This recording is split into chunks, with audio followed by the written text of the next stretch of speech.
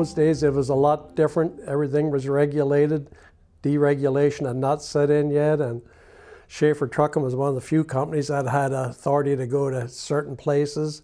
In the days of regulation, that if you had the lane hauling all types of general commodities from Chicago to, say, Omaha or Lincoln, you could set your price, and if anybody had product that they manufactured in Chicago and wanted to sell in Omaha, they had to deal with you to get it transported. So those authorities were some of the most valuable assets that a particular trucking company had. Back before deregulation, a lot of things were percentage. Drivers were paid on percentage of freight rates, length of haul. You know, the incentive was to run a little heavy. You were paid for what you hauled. After that is kind of when you went into the cents per mile aspect. When I came to this industry, almost all the drivers were paid by a percentage.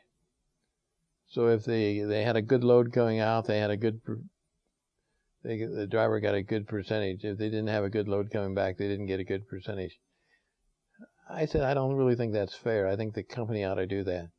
We were the first ones, basically, in the industry in probably 1978 or so, to change to pay by the mile. And it helped the drivers a lot.